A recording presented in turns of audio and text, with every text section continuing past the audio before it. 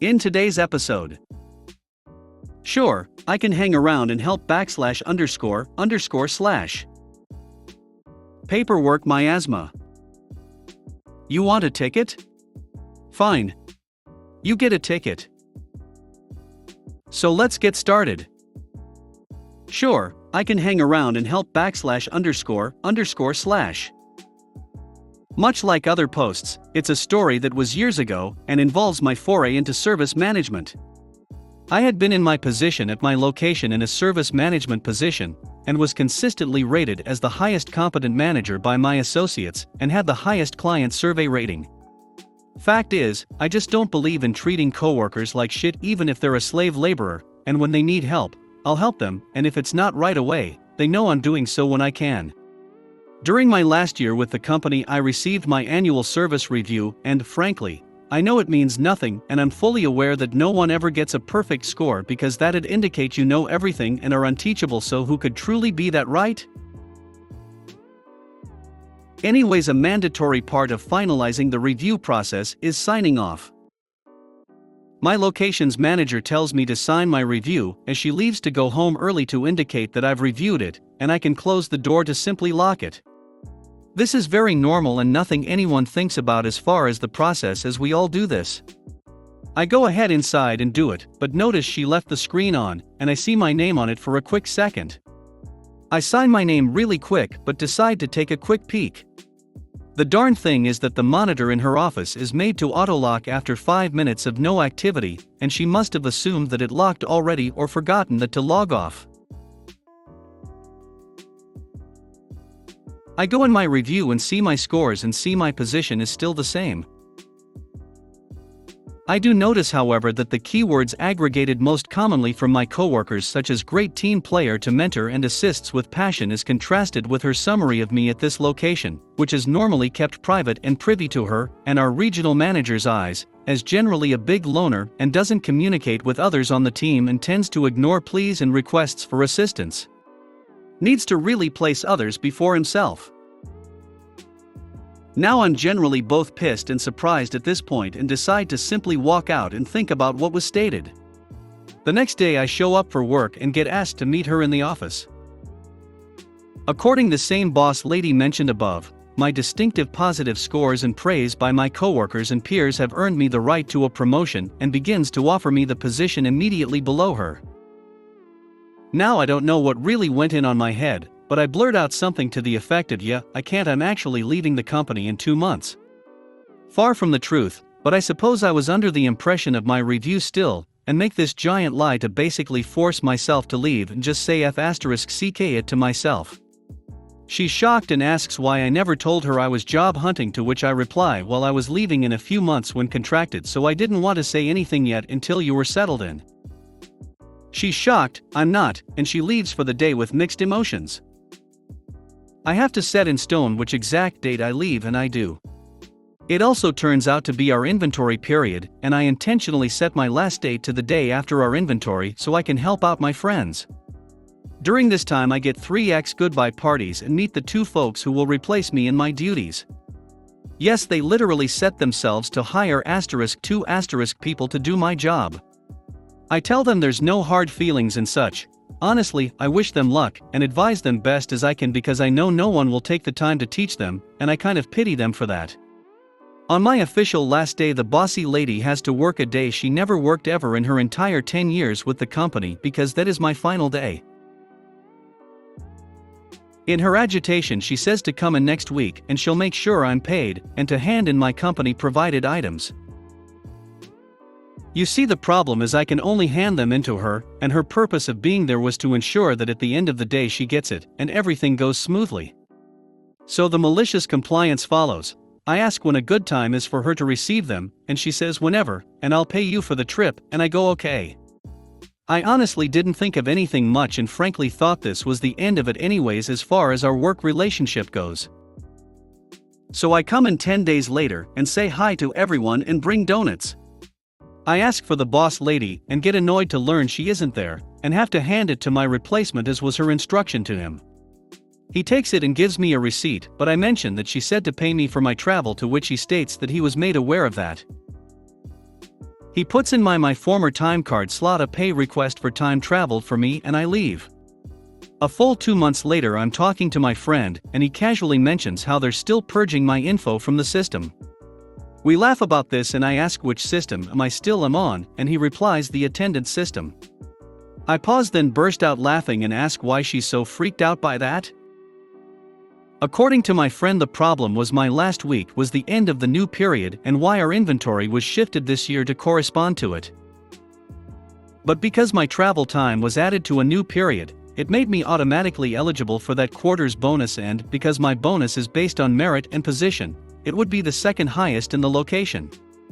To add insult to injury and pour more salt on the wound, because I wasn't featured in the system as a full-time active employee, my bonus would be a penalty on her end and cause her to lose a percentage of her bonus in return.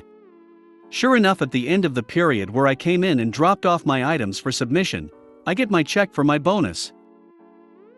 In the end, I complied with all of her requests fully and properly, but because of her improper assessment and inability to secure her monitor, I end up getting a free bonus check at her expense.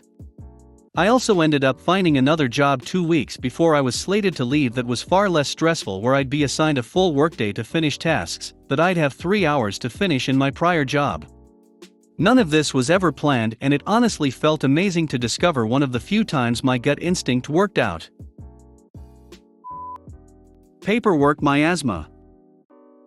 Some years ago our organization expanded its administrative ranks to the point whole new sections of people had nothing to do and had to justify their existence. There was an occasional project that I would do and would then submit a summary about what had happened and to plan for the future. The project was done with a sister organization who handled some things, and I handled other things.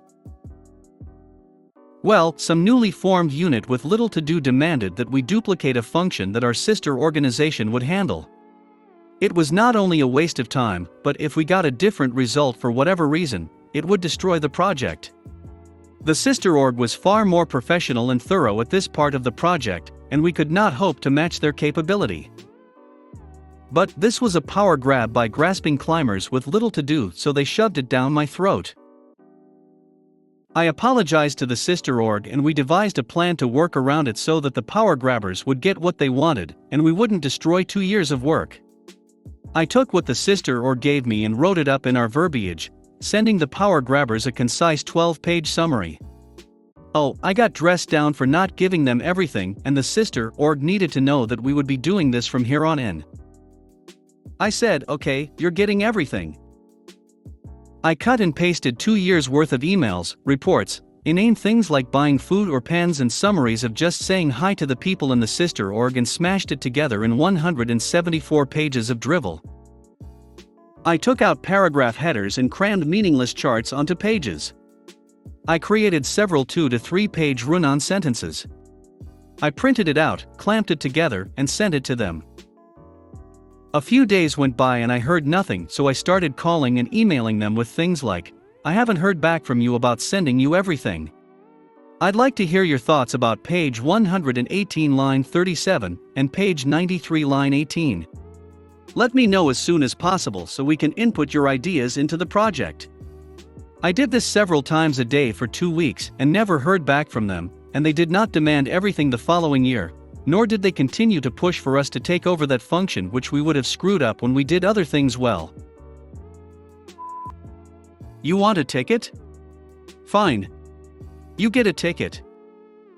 First, a little background. I work at a big online company that does lead generation for real estate, and prior to COVID I was working on our tech support team, but for one reason or another, not relevant to this post, they decided to move me and my teammates to the success team, a similar job, but less tech-y. This happened on March 16th, the day we became work from home. Now, I realized pretty early on that I was never actually removed from any of the support roles access. I could still view things I shouldn't. Like, say how many tickets they had open. In my day, we would finish all of our tickets in a day, to the point where we would watch Netflix and fight over inbound calls. At this time they had over 3,000 open tickets. I'm a very nice person, very customer oriented, So instead of adding to the ticket queue and making the customer wait a month or two for an answer, if they'd called into the success team, I would try to resolve their issue now if I could, instead of sending them to the support team like I was technically supposed to for tech support. But not this customer. This customer called in screaming dash. And I'm good with de-escalation, I am. I tried to explain that I could help if she'd let me. I tried to explain that I used to be part of the tech team. Heck, I even tried giving her their phone number because that is a faster way of getting help. But no. She just kept screaming at me to put a ticket in for her because she is having notification issues, and she needs a ticket put in because her notifications aren't working, literally broken record style. Why she couldn't put the ticket in herself I have no idea, but you know what, ma'am? Sure. Absolutely. There you go. I just put that ticket in, and I'm sure the tech team will get to it as soon as they can. They were 6 weeks behind in answering tickets at that point. I have no idea what happened beyond that, since it is a fairly big company, but I'm sure she called and screamed at someone else when the ticket wasn't answered right away. Still made me laugh though, because her issue was a fairly easy one to fix that I could actually have fixed for her in about 5 minutes if she'd have let me. But instead, I did what she asked. And put in a ticket. If you made it to the end of the video, thanks for watching. Don't forget to like, subscribe and share, and we will see you in the next video.